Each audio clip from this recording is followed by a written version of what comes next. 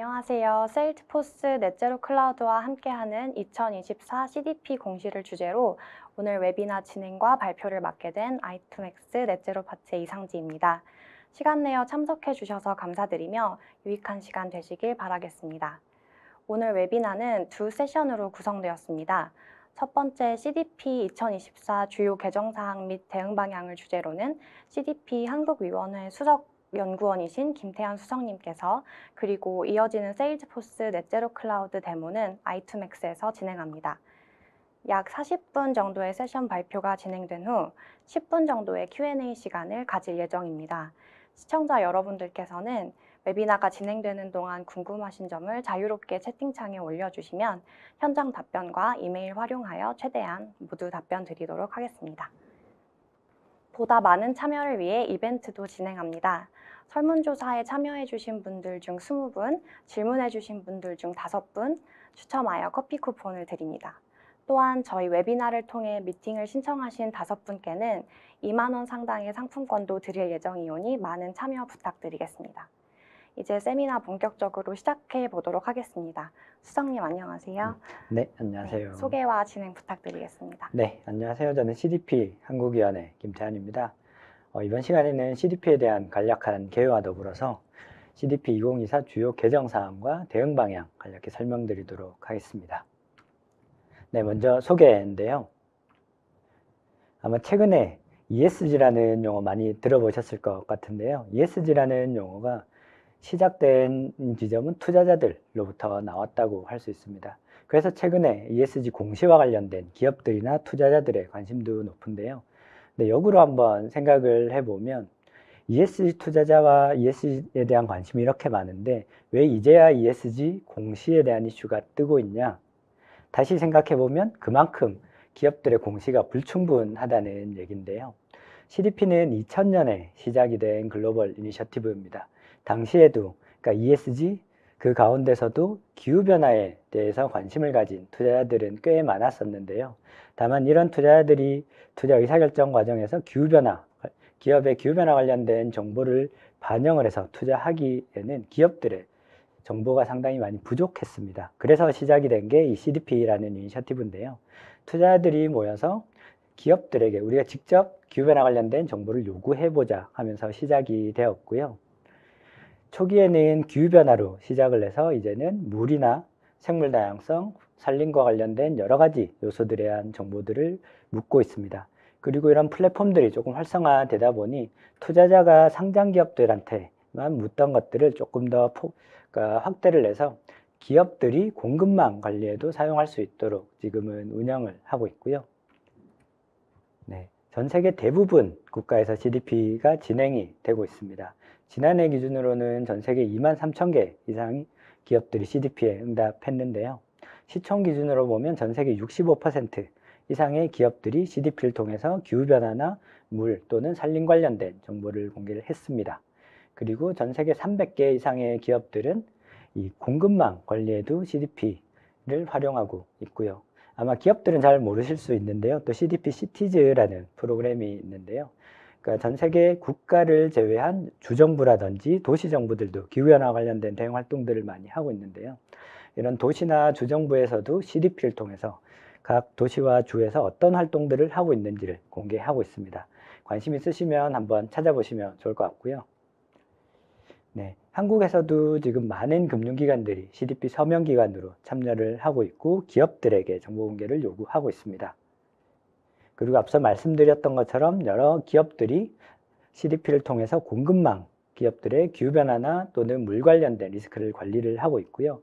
한국에서도 삼성전자를 비롯해서 현대자동차, 기아자동차 또는 SK하이닉스와 같은 기업들이 공급망 프로그램에도 참여하고 있습니다.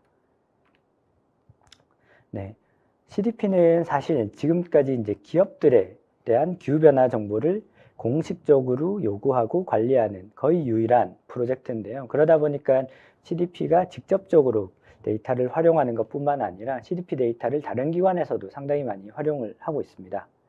그러니까 뭐 유엔과 같은 국제기구에서도 기업과 관련된 기후변화 정책들을 수립할 때 기초자료로 CDP를 활용하고 있고요. 뿐만 아니라 여러 ESG 평가기관에서도 그러니까 기업의 기후변화 관련된 평가를 할 때는 CDP 데이터를 활용해서 각자가 개발한 평가 방법론을 다시 적용해서 평가에 활용하고 있기도 하고요. 그리고 최근에는 그러니까 과학기반 감축 목표 이니셔티브나 또는 아리백과 같은 이런 이니셔티브들, 자발적 이니셔티브들에서도 참여 기업들의 이행을 모니터링하는 수단으로서 CDP 플랫폼을 활용하고 있습니다. 그리고 조금 눈여겨봐야 할 점은 앞서 이제 공급망 프로그램 관련돼서 말씀드렸었는데요. 최근에는 정부들도 조달에 참여하는 기업들에게 이 CDP 대응들을 요구하는 경향들이 좀 늘어나고 있는데요. 대표적으로 미국과 같은 경우는 연방 조달에 참여하기 위해서는 특정 계약 규모 이상 기업들은 반드시 CDP에 응답하거나 또는 동시에 SBTi에 가입을 해서 넷제로 목표를 승인받도록 요구하기도 하고 있습니다. 네, 사실 CDP는 최근에 이제 기업들 관심 많은 기후공시에도 상당히 큰 영향을 미쳤는데요. 아시겠지만 이제 기후공시와 관련돼서는 세계 3대 공시를 들 수 있는데 EU의 CSRD에서 만든 ESRS, 그리고 미국 SEC의 기후공시 지침, 그리고 우리나라에서 지금 채택 가능성이 높은 IFRS에서 만든 지속가능 공시 지침 S1과 S2가 있는데요. 이 세 가지 공시 지침 모두 사실 내용적으로 보면 이 TCFD 공고안에 기반하고 있습니다. 근데 다시 또 거슬러 올라가 보면 이 TCFD 공고안은 CDP 질의서에 기반해서 만들어졌다고 볼 수 있고요. 그래서 역으로 보면 CDP 내용이 TCFD로 전달이 됐고, 그리고 이 TCFD 내용이 각국에서 추진하고 있는 공시 내용에 다시 반영이 되는 그런 구조로 좀 진행이 되어 왔고요. 사실 이제 TCFD 내용을 뜯어보면 기존의 CDP에서 가지고 있던 이슈들을 그대로 다 반영을 했고요. 추가적으로 보면 시나리오 분석이라는 것들을 새로 도입한 정도라고 볼 수 있는데요. 최근에 이제 CDP도 TCFD가 만들어지면서 공고안이 나오면서 새롭게 도입된 시나리오 분석들을 CDP 질의서에 같이 다시 반영을 한 상태입니다. 그래서 사실상 CDP와 TCFD 그리고 TCFD에 기반한 기후 공시들이 내용상으로는 거의 동일하다고 보실 수 있을 것 같습니다. 그리고 아울러서 특히 이제 한국에서 채택하고자 하는 IFRS와도 이제 CDP가 면밀하게 작업을 하고 있는데요. IFRS에서 이 S2 기후변화 관련된 공시 작업을 주도했던 기관이 IFRS에서 이제 흡수 통합이 된 CDSB라는 조직인데요. 이 CDSB라는 조직이 CDP에서 기후 공시를 표준화하기 위해서 만들어뒀던 조직이라고 볼 수 있습니다. 그래서 인적으로도 사실 이제 IFRS 기후공시 지침이 만들어지는데 CDP가 상당히 큰 역할을 했었고요. 아울러서 최근에는 CDP 질의서 내용과 IFRS 지속가능 공시 지침 가운데 기후공시 지침의 내용을 일치화하겠다는 발표를 하기도 했습니다. 네, 사실상 CDP는 이제 IFRS뿐만 아니라 EU의 ESRS나 여러 가지 이제 공시 지침들과 내용을 이미 통합을 한 상황이고요. 뿐만 아니라 추후에는 유럽의 ESRS나 또는 최근에 기업들 많이 관심 가지는 TNFD 내용들도 단계적으로 계속해서 CDP 플랫폼에 반영을 할 생각입니다. 그래서 기본적으로 이제 CDP에 응답을 하게 되면 여러 가지 공시들을 동시에 준비를 할 수 있는 플랫폼 역할을 하겠다는 게 CDP의 기본적인 방향이라고 보실 수 있고요. 반대로 얘기하면 이제 이런 공시들을 이제 준비하시는 기업들은 CDP에 응답함으로써 사전에 먼저 이제 예행 연습을 하실 수 있다는 장점이 하나가 있고, 아울러서 이미 상당히 많은 기업들이 CDP에 응답을 한 상태이고 앞으로도 하게 될 텐데요. CDP에 응답한 기업 중에 대부분은 관련된 응답 내용 자체를 외부에 공개를 하고 있습니다. 그래서 향후에 이런 공시 준비가 필요한 기업들은 CDP에 응답한 기업들의 내용을 벤치마킹에 활용을 할 수도 있을 것 같습니다. 네, 다음은 이제 본격적으로 CDP 질의서 구성과 원래 어떤 개정 사항이 있었는지 설명드리도록 하겠습니다. 네, 큰 틀에 원래 사실 이제 CDP가 한 5년 정도 주기로 큰 틀에 이제 수정을 좀 거치게 되는데, 원래는 사실 지난해와 비교하면 모양적으로 상당히 큰 변화들이 좀 있었고요. 크게 보면 한 4가지 정도의 변화가 있었는데요. 먼저 여러 가지 이제 CDP가 가지고 있던 프로그램들을 좀 통합을 해서 한 번에 응답할 수 있도록 통합 질의서를 개발을 했고요. 그리고 앞서 말씀드렸던 것처럼 여러 글로벌 공식 프레임워크들을 합쳐서 보고할 수 있도록 연계성을 좀 강화를 시켰습니다. 그리고 이제 최근에 그러니까 스콥3 이슈와 더불어서 이제 기업들의 공급망 관리가 되게 중요해지고 있는데요. 그러다 보니까 사실 CDP에 응답을 하는 중소기업들 또는 중견기업들의 숫자도 많이 늘어나고 있습니다. 그래서 올해부터는 중소기업들 같은 경우는 별도의 질의서를 만들어서 중소기업용 질의서에 응답을 할 수 있도록 했고요.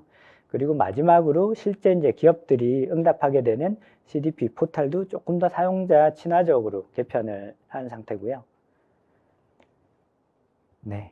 그리고 내용적으로도 이제 몇 가지 변화들이 있는데요. 뭐 가장 큰 틀의 변화는 최근에 이제 이중중대성 이슈와 더불어서 이런 기업들이 이제 위험 기회뿐만 아니라 그러니까 임팩트 또는 환경 의존성에 대한 내용들도 함께 그러니까 평가를 하고 식별한 내용들을 보고할 수 있도록 했다는 게 뭐 가장 큰 틀의 내용장의 변화라고 볼 수 있을 것 같습니다.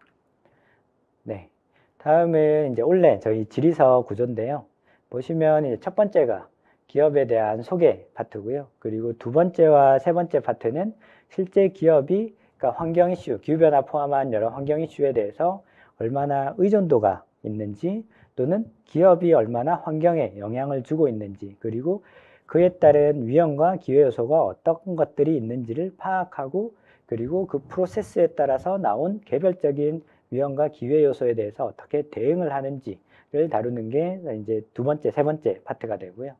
그리고 이 다음 파트는 실제 이런 위험과 기회들을 어떻게 활용하기 위해서는 조직의 기본적인 체계가 필요한데요. 그래서 이 사회단에서 또는 경영진단에서 기후변화나 여러 가지 환경 이슈들을 누가 책임지고 어떻게 관리하는지 그리고 이 사회나 또는 경영진의 책임들을 좀 더 높이기 위해서 내부 인센티브 제도를 어떻게 가지고 가는지에 대한 거버넌스 파트가 이 다음이고요. 그리고 이제 그 다음 파트는 실제 이런 내부 의사결정 체계에 따라서 어떤 사업 전략들이 나왔는지를 다루는 파트인데요. 이 파트에서 이제 좀 세부적으로 다루는 내용들이 그러니까 앞서 말씀드렸던 TCFD가 들어서면서 새롭게 나온 개념인 시나리오 분석을 활용을 했는지, 그리고 시나리오 분석이 실제 사업 전략에 어떻게 반영이 됐는지, 그리고 최근에 이제 뭐 외부에서 특히 이제 주주들이 많이 요구하는 사항 중에 전환 계획들을 수립을 하고 있는지를 묻는 것들이 최근에 그러니까 주주총회 안건으로도 많이 나오고 있는데요. 이 파트에서도 실제 기업들이 1.5도씨 목표에 얼라인한 이 전환 계획들을 수립하고 어떻게 이행하고자 하는지에 대한 내용도 이 전략 파트에 보고를 하도록 하고 있습니다. 그리고 이 다음 파트는 최근에 기업들 아마 관심 많은 조직 경계와 관련돼서 이 연결 실체, 우리 자회사까지를 다 포함해서 관리하고 있는지 뭐 그런 내용들을 조금 물어보고요. 그리고 이제 이 다음은 개별적인 환경 요소, 원래 저희가 여러 프로그램들을 좀 통합을 했다고 말씀드렸는데요. 앞단에 이제 설명드린 내용은 어떤 프로그램의 그러니까 대상이 되던 모두 다 이제 응답을 하셔야 되는 내용들이고요. 그리고 실제 이제 개별적인 환경 요소와 관련된 그러니까 요청을 받는 기업들은 각각의 모듈 7번에서 11번까지를 나눠서 해당되는 것들만 응답을 하시면 되는데요. 7번이 기후변화, 그리고 8번이 산림, 수자원, 플라스틱, 생물 다양성 이렇게 이슈들이 이어진다고 볼 수 있을 것 같습니다. 그리고 마지막 그러니까 12번째 모듈은 최근에 이제 기후변화 관련돼서 가장 관심이 많고 외부에서도 조금 더 높은 수준의 관리를 요하는 섹터가 사실은 금융 섹터인데요. 금융기관들은 실제 금융 감독 차원에서도 이 기후변화 리스크를 상당히 중요하게 보고 있습니다. 그래서 이 금융기관들만을 위한 별도의 좀 추가적인 질문들을 담은 모듈로 구성이 되어 있습니다. 네. 이제 다음 화면은 그러니까 지난해 저희가 올해가 아니라 이제 지난해 저희 프로그램별 질의서 구성이었는데요. 각각 이제 회색으로 칠한 부분들이 이제 공통 파트로 모여졌다고, 진한 회색 부분이 이제 공통 파트로 모였다고 보시면 되고요. 연한 회색 부분은 앞서 각각의 프로그램별로 세부 질문들이 들어가 있다고 보시면 될 것 같습니다. 네, 그래서 공통 파트 같은 경우는 공통 질문이 있고 실제 예를 들면 우리한테 그러니까 뭐 리스크나 의존성을 식별하는 프로세스가 있는지 없는지에 대한 질문 같으면 실제 이런 프로세스가 기후변화에만 적용이 되는지 또는 다른 환경 요소에도 적용이 되는지를 체크할 수 있도록 이렇게 질문 문항이 구성이 되어 있다고 볼 수 있을 것 같고요.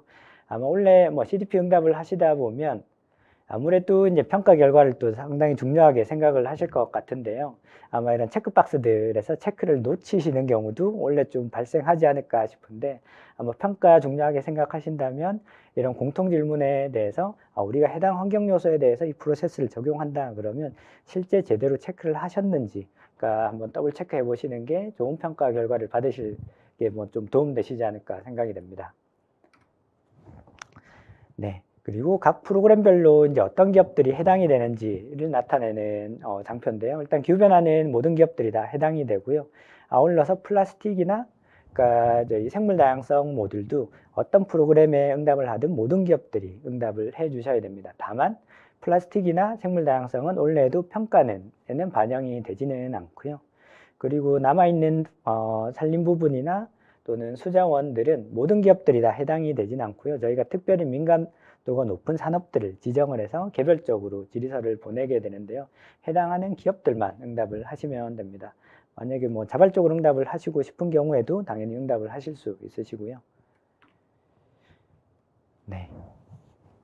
앞서 말씀드렸던 것처럼 원래 이제 또 다른 주요 변경 사항 중에 하나가 이제 IFRS S2와의 연계성 강화인데요. 저희가 질문 문항들을 아마 보시면 개별적으로 IFRS 어떤 요구 사항과 CDP의 개별 문항들이 어떻게 연계되는지를 다 태깅을 달아놨는데요.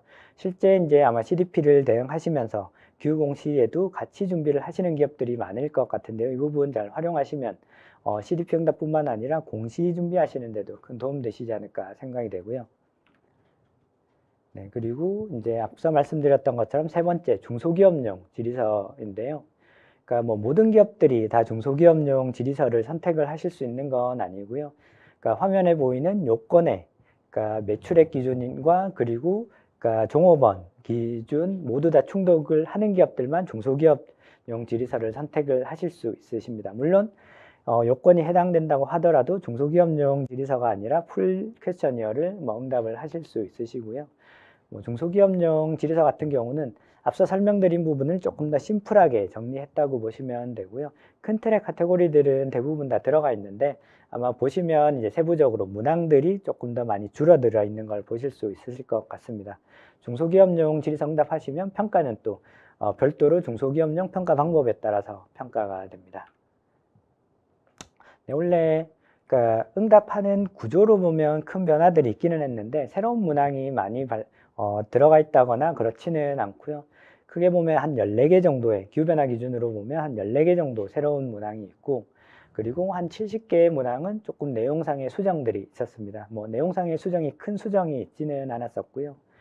그리고 뭐 신규 문항이나 뭐 내용 수정 같은 경우는 대개는 앞서 말씀드렸던 것처럼 이중중대성 개념, 그러니까 기업이 그러니까 환경에 얼마나 의존도가 높은지 또는 환경에 얼마나 많은 영향을 미치는지 그러니까 인사이드 아웃과 아웃사이드 인들을 좀 판단할 수 있는 뭐 그런 류의 문항들이 원래 좀 새롭게 많이 들어갔고요. 아울러서 전체 밸류 체인 관리에 대한 문항들이 조금 더 강화가 되었습니다. 네, 다음은 한번 살펴보시면 좋을 것 같고요. 그리고 관련된 이 자료들은 저희 CDP 웹페이지 들어가면 다 확인하실 수 있는데요. 원래 어떤 문항이 새롭게 추가됐고 어떤 문항이 새롭게 변경이 되어 있는지도 저희 들어가시면 다 확인 가능하시고요. 그러니까 지금 이제 화면에 보이는 것처럼 각각 개별 문항 그리고 어떤 것들이 새로운 문항인지 아닌지를 문항별로 다 확인하실 수 있으십니다. 응답하시기 전에 먼저 좀 체크해 보시면 응답하시는데 조금 수월하게 준비하실 수 있을 것 같습니다. 네. 그리고 다음 마지막으로 이제 CDP 평가 부분인데요.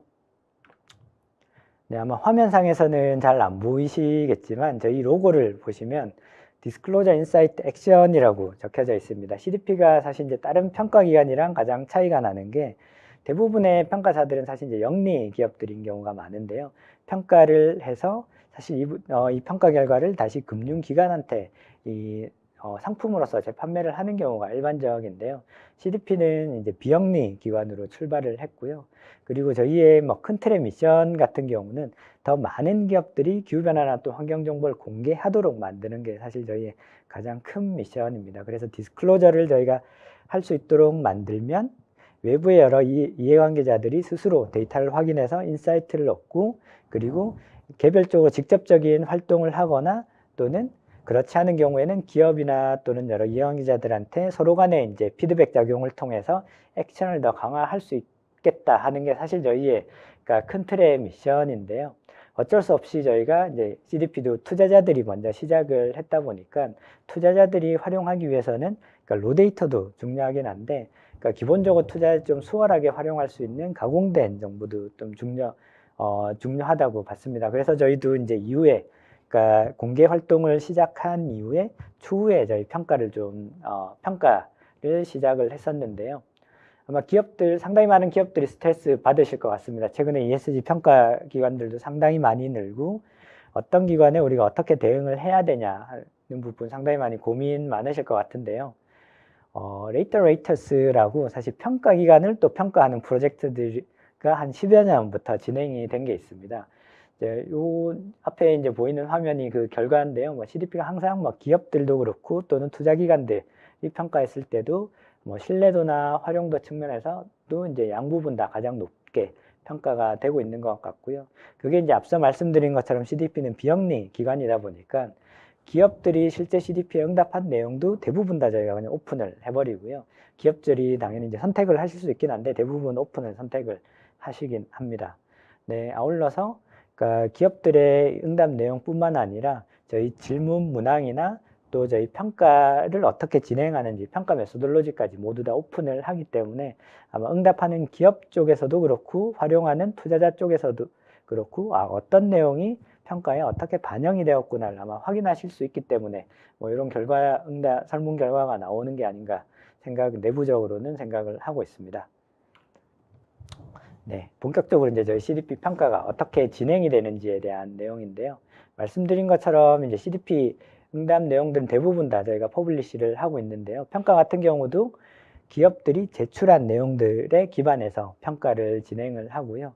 그리고 평가할 때도 이미 이제 저희가 외부에 공개하고 있는 평가 방법론을 사용해서 평가를 진행을 하고 있습니다. 아마 기업들이 이제 평가 좀 잘 받으시려면 평가 방법론 한번 적용해 보시면 좋긴 한데요.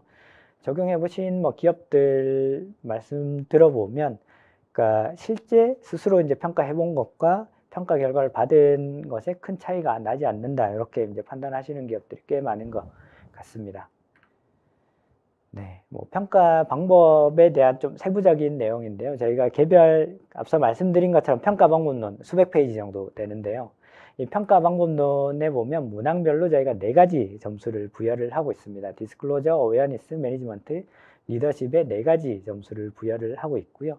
디스클로저는 기업이 응답만 하면 그러니까 점수를 얻을 수 있는 그런 점수 체계라고 보시면 되고요. 리더십은 그러니까 뒤로 가면 갈수록 기후변화 대응에 더 잘 할 수 있는 내부 시스템을 갖췄는지 실제 그런 결과를 도출했는지를 좀 같이 평가를 하는 문항들이라고 볼 수 있는데요. 저희 이제 실제 평가는 일단 디스클로저, 각 문항에 있는 디스클로저 점수를 다 모아서 평가를 하고 특정 점수가 넘어가면 디스클로저 점수는 더 이상 사용하지 않고 어웨어니스 점수를 다시 평가를 해보고 마찬가지 작업들을 계속 진행을 하면서 최종 어느 단계까지 갔는지 그 단계의 점수를 저희가 그러니까 최종 기업의 최종 밴드로 이렇게 확정을 하게 됩니다. 그래서 각 단계별로 그러니까 D, D-, C, C- 이렇게 가게 되는데요. 저희가 지난해 기준으로는 다음 단계로 넘어가기 위한 점수 기준을 80점으로 두고 있습니다. 네, 그리고 마지막으로 이제 평가 방법론과 관련돼서 원래 조금 큰 변화가 있는데요. 저희가 원래부터는 이 에센셜 크라이테리아라고 해서 그러니까 기본적으로 저희가 다음 단계는 점수만 넘어가면 지금까지는 다음 단계로 진출할 수 있도록 했었는데 그러니까 원래부터는 점수 조건 외에도 특정 조건을 저희가 에센셜 필수 조건을 두고 그 조건들은 반드시 만족을 해야지 다음 단계로 넘어갈 수 있도록 점수는 높은데 그 조건이 만족이 안 된다 그러면 다음 단계로 넘어가지 못하도록 원래 조금 메소돌로지를 개정을 했고요. 그리고 그 조건들이 어떻게 있는지 저희가 문항별로 좀 산재되어 있는데 그것들 다 모아서 이렇게 그러니까 다큐멘터리를 만들어서 오픈을 하고 있습니다. 이것도 한번 찾아보시면 도움 되실 것 같고요. 그 실제 어떻게 진행이 되는지 사례인데요. 요거는 추후에 이제 자료 아마 오픈하게 될 텐데 한번 살펴보시면 좋을 것 같습니다. 요는 점수가 아무리 높다 하더라도 특정 단계에서 필수 조건을 만족하지 못하면 강등이 된다 정도로 이해하시면 될 것 같습니다. 네, 그리고 각 문항별로 저희가 카테고리별로 이렇게 가중치를 두고 있기도 하고요. 요 가중치가 어떻게 되어 있는지는 네, 저희 마찬가지로 다 다큐멘트들이 오픈이 되어 있어서 한번 확인해 보시면 좋을 것 같습니다.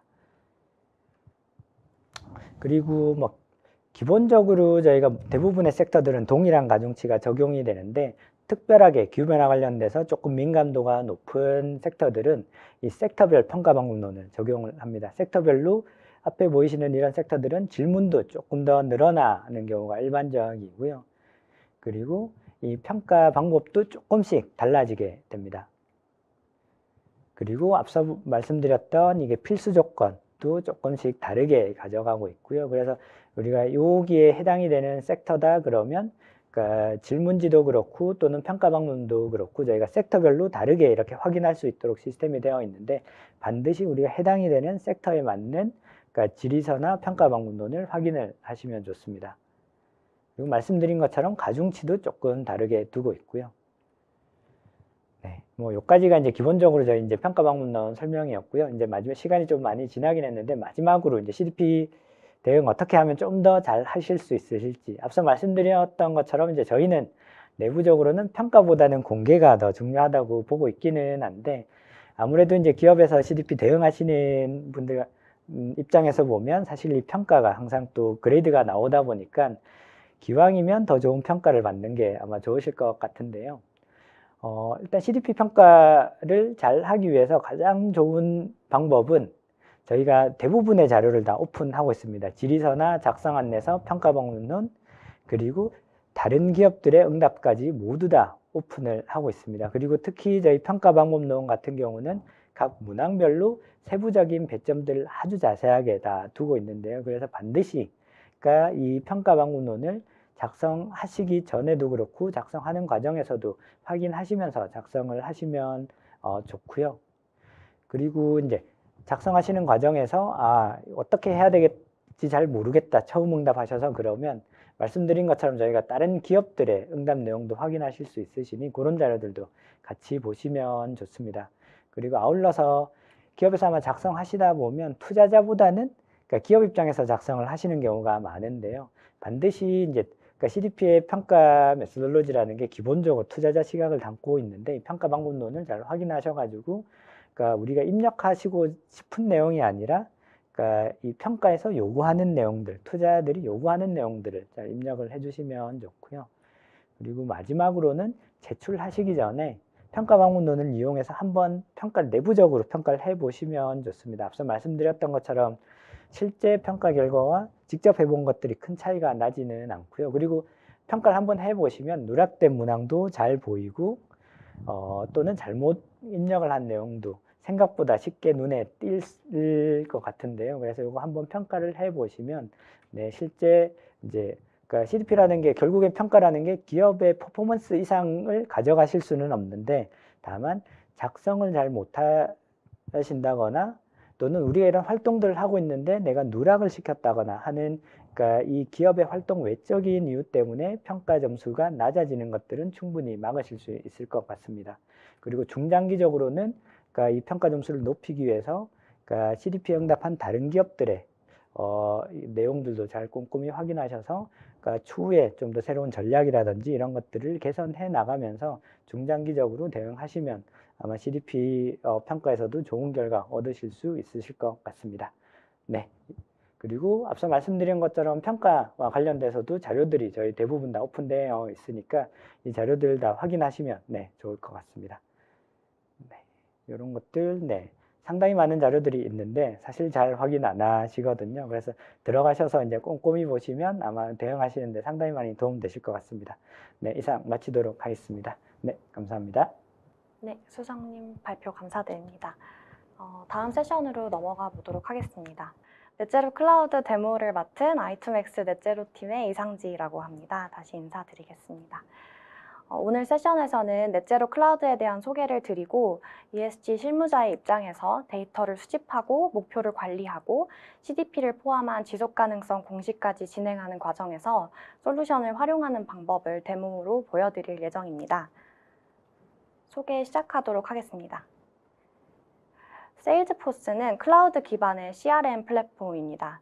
전 세계 약 15만 개 이상 기업이 고객과의 상호작용을 향상시키고 영업, 서비스, 마케팅 등 다양한 영역에서 성과를 극대화할 수 있도록 지원하는데요. 넷제로 클라우드는 2019년에 기업의 지속가능 경영을 지원하기 위해서 2019년에 런칭된 신규 ESG 플랫폼입니다. 짧은 시간이지만 굉장히 많은 성장을 거친 넷제로 클라우드는 올해 2분기 포레스터 리서치의 지속가능성 소프트웨어 분석 결과 빠른 혁신 주기와 선구적인 기능, 그리고 신속한 개발 환경 등을 이유로 리더스 부문에 선정이 되었고, 2023년에는 세일즈포스의 자발적 기후 공시에 대한 리더십을 인정받아서 솔루션 제공업체로서 CDP 골드 인증을 획득하였습니다. 넷제로 클라우드는 실시간 지속가능성 업무 프로세스를 지원하는 솔루션입니다. 그래서 지원하고 있는 기능들을 크게 세 축으로 나누어서 말씀드릴 수 있을 것 같은데요. 탄소 배출량 산정을 자동화하고 데이터 분석을 시각화하여 보여주는 탄소 회계 기능, 그리고 사회 지배구조 관련 데이터를 한 플랫폼에 수집하고 효율적으로 관리할 수 있도록 하는 데이터 허브의 기능, 그리고 마지막으로는 ESG 보고의 효율성 및 자동화를 제공하는 공시 대응 기능이 있습니다. 오늘은 앞 세션과 연계하여 CDP 공시 대응에 연관이 더 많이 되는 환경 데이터 관리에 조금 더 초점을 맞추어서 데모 진행하도록 하겠습니다. 공시를 준비하는 과정에서 가장 먼저 필요한 작업은 신뢰도 높은 우리 회사의 데이터를 수집하고 관리하는 과정입니다. 우리는 ESG 모든 영역의 데이터를 하나의 플랫폼에 모아서 체계적으로 관리하고 추이를 모니터링하고 싶습니다. 또한 체계적인 내부 승인 절차를 통해서 데이터의 품질 역시 높게 유지해야 할 필요가 있습니다. 지금 보시는 화면은 넷제로 클라우드가 지원하는 모든 데이터 항목과 기능들을 나열한 표인데요. 환경 데이터들이 모여서 연간 배출량 인벤토리라는 문서가 되고, SG 영역의 데이터는 보고를 위한 지속가능성 데이터베이스로 합쳐진다고 생각을 하시고 데모를 따라오시면 조금 더 이해가 잘 되실 거라고 생각합니다. 가장 먼저 탄소 배출량 산정을 위해 필요한 배출 개수를 등록하는 과정입니다. 넷제로 클라우드에 내장된 데이터셋을 바로 사용하실 수도 있고, 국가나 산업군에 특화되어서 우리 회사의 탄소 배출량 산정에 필요한 데이터셋이 따로 필요하다라고 하면 배출 개수를 직접 등록하실 수도 있습니다. 이렇게 등록된 배출 개수는 활동 자료의 연료 유형과 매칭이 되어서 탄소 배출량 산정을 훨씬 쉽게 자동화해 줄 수 있습니다. 특히 넷제로 마켓플레이스라는 플랫폼이 있는데 넷제로 클라우드와 호환 인증이 자동화되어서 이 부분에서 제공하는 데이터셋을 다운로드 받으면 파일을 일일이 수동으로 업로드할 필요 없이 자동 업로드 및 업데이트가 지원되고 있습니다. 이런 방식으로 배출 개수를 포함해서 고정 자산, 차량 자산 등의 기준 정보가 등록이 다 되면 각 배출원의 에너지 사용 데이터를 수집하실 수 있습니다. 지금 화면에서 보시는 것처럼 어떤 자산의 어떤 에너지 사용량에 대한 레코드를 올릴지를 선택을 하시고 사용 일자, 연료 유형, 소비량 등의 정보를 입력하여 레코드를 업로드하거나 파일 업로드, 인터페이스 등 다양한 방법으로 에너지 사용 데이터가 업로드되면 지금 화면에서 보시는 것처럼 탄소 배출량이 산정이 되어 스코프 1, 2, 3 그리고 온실가스의 종류별로 자동 범주화되어서 보실 수 있습니다. 이렇게 월별로 에너지 사용량 레코드가 모이게 되면 배출원별로 1년치 탄소 이력이라는 기록이 생성이 되고요. 역시 똑같이 스코프 1, 2, 3 그리고 온실가스의 유형별로 배출 총량을 확인하실 수 있습니다. 스코프 1과 2의 산정은 이미 많은 기업들이 하고 계시고 방법이 아주 복잡하지는 않은데 스코프 3 산정이 조금 어려운 부분인 것 같습니다. 넷제로 클라우드는 스코프 3 배출량을 산정하기 위해서 다양한 방법론을 지원하고 있습니다. 법인에서 자체적으로 관리하실 수 있는 임직원 출장 및 통근 데이터는 이전에 보여드린 방식과 유사하게 활동 자료를 입력하여 산정하실 수 있습니다. 하지만 제3의 협력업체들로부터 데이터를 제공받아야 하는 구매, 운송 등의 카테고리의 경우에는 공급업체 포털을 통해서 협력사들로부터 에너지 사용 데이터를 직접 수집하시거나 공급 업체별 구매 데이터를 우리 회사에서 입력을 해서 지출 기반 산정 역시 진행하실 수 있습니다. 이렇게 다양한 방식으로 취합된 스콥3 데이터는 GHG 프로토콜의 스콥3 카테고리에 맞게 지정하여서 배출원 그리고 카테고리별로 관리를 하실 수가 있고요.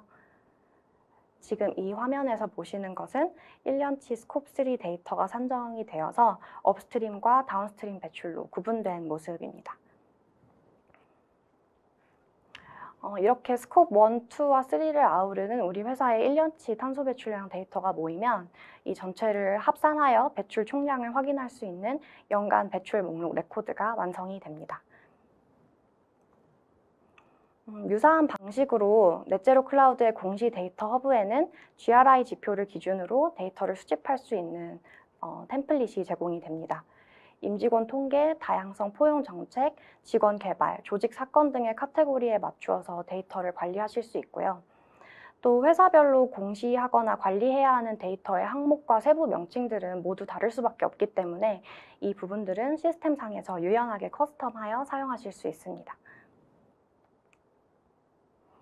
이렇게 사회적 책임과 지배구조의 데이터 역시 1년치의 데이터가 모두 모이면 공개 보고기간이라는 명칭 하에 각각의 데이터베이스로 저장되어서 효율적으로 관리하실 수 있습니다. 넷제로 클라우드 시스템에서 수집된 데이터의 품질 역시 굉장히 중요할 텐데요. 이를 관리하는 방법에는 일단 먼저 데이터 승인 프로세스를 지정하여 데이터를 입력하고 상위 직책자에게 보고를 올려서 승인을 받는 등 누락 및 오류를 확인하실 수가 있고, 또 시스템 상에서도 주요 오브젝트들의 데이터 변경 이력에 대한 기록이 관리되기 때문에 언제 어느 지점에서 데이터의 변경이 있었는지를 쉽게 추적하실 수 있습니다.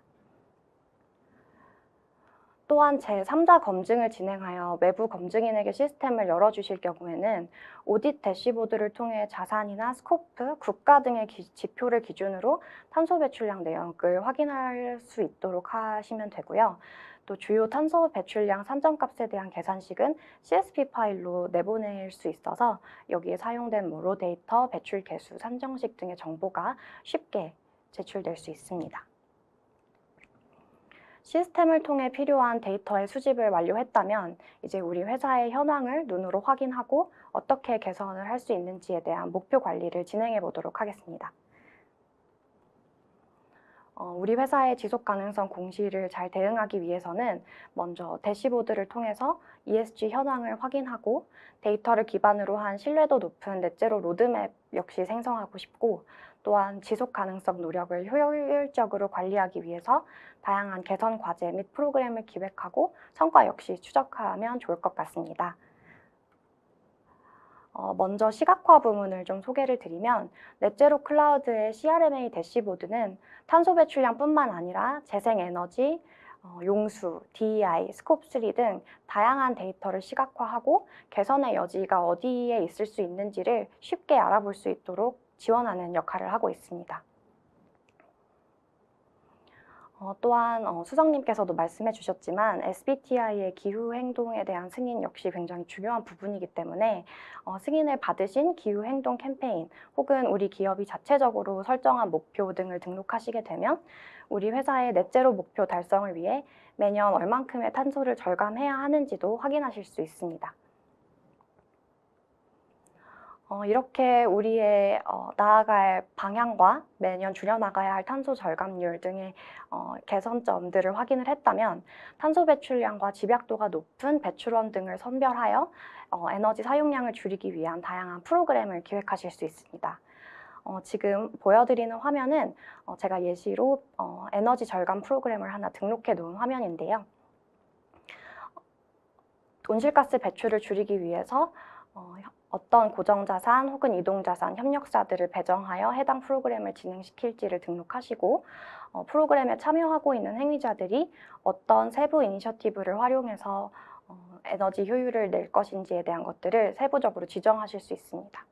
그리고 프로그램의 성과를 확인할 수 있는 지표, 예를 들면 우리는 고정자산 빌딩 A, B의 스콥2 배출량이 감소되는 것을 확인하고 싶다 등의 목표를 지정하시면 해당 프로젝트가 어떻게 진척되고 있는지를 대시보드로 추적하면서 관리하실 수 있습니다. 이렇게 우리 회사의 활동 자료 데이터를 수집하고 개선점도 파악하고 프로그램 관리까지 해보았습니다. 이 모든 활동에 대한 공시 보고를 성공적으로 진행하기 위한 업무를 위한 데모를 따라가 보겠습니다. 우리는 공시에 참여하는 다양한 유관부서의 담당자들과 효과적으로 소통할 필요가 있고, 다양한 공시 보고 프레임워크에 대응하기 위한 보고서 템플릿들도 필요하며, 서술형 답변들을 유형별로 관리할 수 있다면 매우 유용할 것 같습니다. 먼저 챕터 기능인데요. 담당자는 게시판을 통해서 유관 부서의 담당자들에게 공시를 진행하기 위한 타임라인 등을 안내하고, 공유가 되어야 하는 참고 자료 및 가이드라인들을 공유할 수 있고, 댓글과 설문조사 기능을 활용해 협업에 필요한 커뮤니케이션 역시 쉽게 진행하실 수 있습니다. 다음 소개해드리는 기능은 라이브러리 기능인데요. 정량적인 수치를 보고하셔야 하는 항목들도 있지만 서술형 답변들이 사실 더 주를 이루는 것이 공시 업무인데, 이때 정성적 답변을 필요로 하는 서술형 조항들을 해당 기능을 사용하셔서 관리하실 수 있습니다. 답변하고자 하는 항목과 언어 그리고 내용을 입력하면 이후 보고서를 작성하는 과정에서 해당 내용이 필요할 때 조회하실 수 있고, 텍스트를 바로 복사하여 사용하실 수도 있는데요.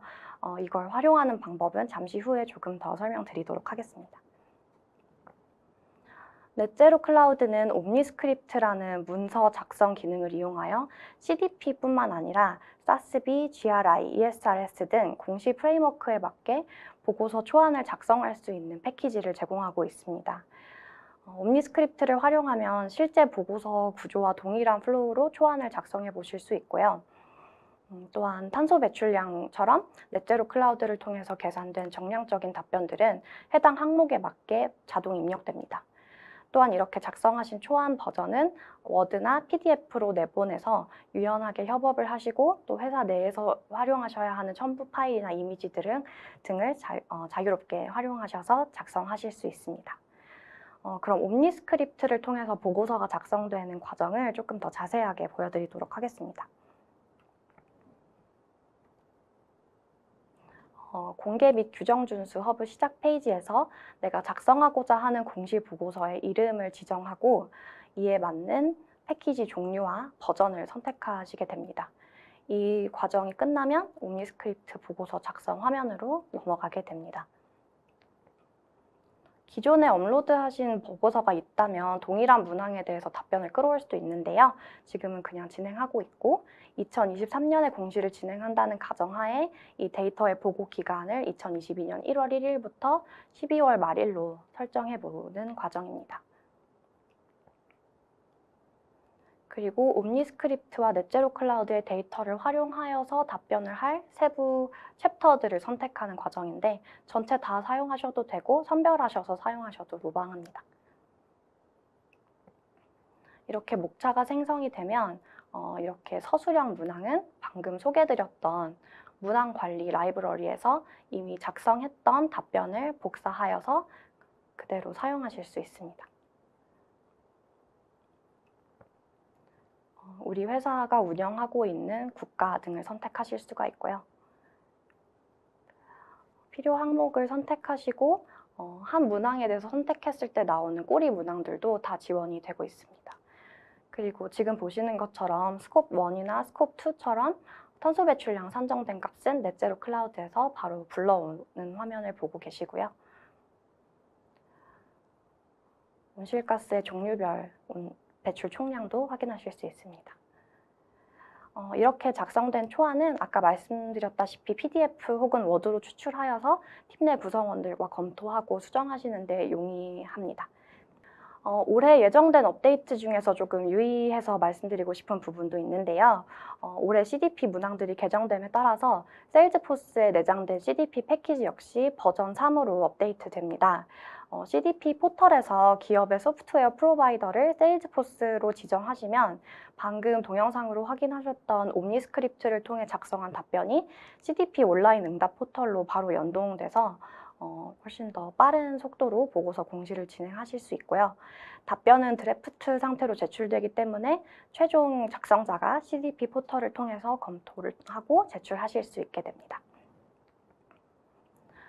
그리고 오늘은 자세히 다루진 않았지만 저희 다음에 진행될 웨비나는 보고서 작성에 조금 더 초점을 맞춰서 소개를 드릴 예정인데요. 중대성 평가를 위해 서베이를 작성하고 결과를 분석하는 기능, 그리고 생성형 AI를 활용하여서 보고서 답변을 제안해주는 세일즈포스 넷제로 클라우드의 업데이트된 내용들 소개해드릴 예정입니다.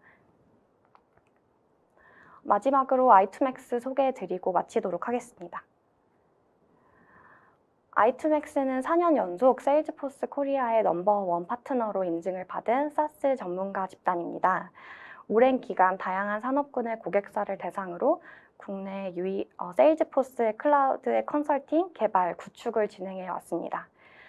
또한 i2max는 국내 유일의 넷제로 클라우드 구축 경험을 가지고 있는데요. 제조기업 대상의 넷제로 클라우드 구축 사례를 통해 제품 탄소 배출량 모듈을 커스텀 기획하고 구축했으며 또 프리빌드 패키지 등을 통해서 프로젝트 구축 기간 역시 단축해 나가고 있습니다. 또한 고객의 ESG 디지털화를 엔드투엔드로 지원하기 위해 노력하고 있습니다. 인벤토리 구축부터 시작해야 하는 고객사들에게 환경 컨설팅 업체들을 연계하여 배출원 관리 범위의 정의 단계부터 시작하실 수 있도록 지원하고요. 해당 정의사항을 바탕으로 고객 요구사항을 반영한 데이터 수집 방법론을 산정하고 솔루션 구축을 도와드리고 있습니다. 그리고 넷제로 클라우드를 통해 수집된 데이터의 외부 공시를 위한 제3자 검증 및 공시 대응을 위한 전문가들과의 네트워크 역시 제공해드리고 있습니다. 네, 오늘 자료로 준비한 내용은 여기까지고요. 질의응답 진행해 보도록 하겠습니다. 네, 웨비나 진행되는 동안 질문 굉장히 많이 올려주셨는데요. 먼저 최형은님께서 세일즈포스 데이터를 활용한 대시보드는 커스텀이 가능한지, 세일즈포스 내 데이터 이외에 외부 데이터 연동을 위한 API 연동이나 다른 방안을 제공하는지 여쭤보셨습니다. 세일즈포스의 가장 큰 장점은 고객 맞춤형 대시보드를 개발해 드릴 수 있는 점이고, 다양한 내외부 데이터 연동은 유연하게 이루어지고 있습니다. 이건 수석님께 들어온 질문 같은데, 현재 실제적으로 CDP 에센셜 크라이테리아를 효과적으로 도입하는 경우 중점적으로 검토하고 점검해야 될 사항들에 대해서 질문 주셨습니다.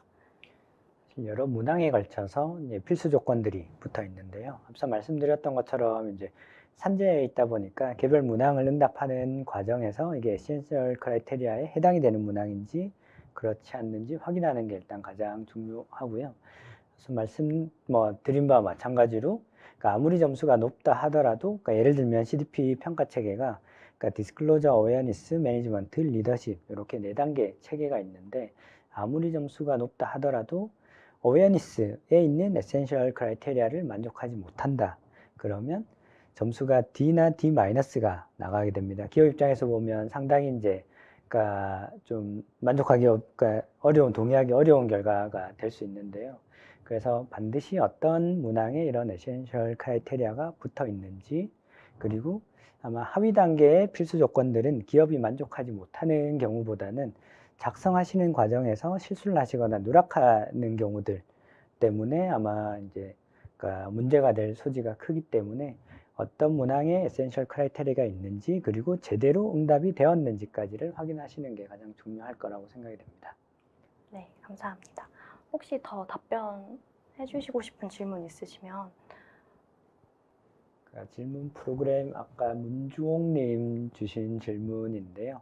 질문 프로그램 지리설을 효율적으로 통합하는 데 필요한 배경 지식과 스킬에 대한 설명 말씀 주셨는데요.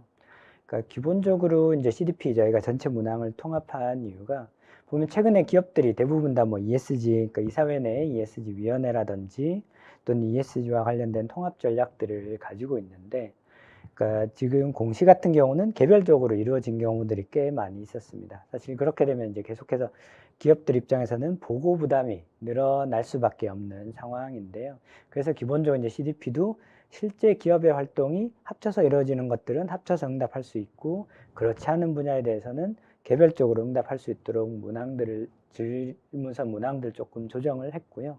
그래서 이제 전체적으로 관리를 할 때 역으로 한번 활용해 보시는 것도 좋을 것 같습니다. 우리가 어떤 이슈들은 반대로 좀 합쳐서 통합 관리를 할 것인가, 그런 부분들을 좀 CDP 질서 문항을 가지고 우리 전략에 반영하는 것도 뭐 좋은 방안 아닐까 생각되고요. 아울러서 결국에 이제 국내 기업들이 어떤 규모나 대응을 할 때 좀 많이 필요한 부분들이 해외 기업들 또는 우리 동종업에 있는 다른 경쟁 기업들은 어떻게 하는가, 어떤 식으로 내부 관리를 하는가에 대한 정보도 많이 필요하실 것 같은데, 그런 것도 이제 같이 이제 내부 전략을 수립하실 때 벤치마킹으로 좀 적극적으로 활용하시면 도움 될 것 같습니다.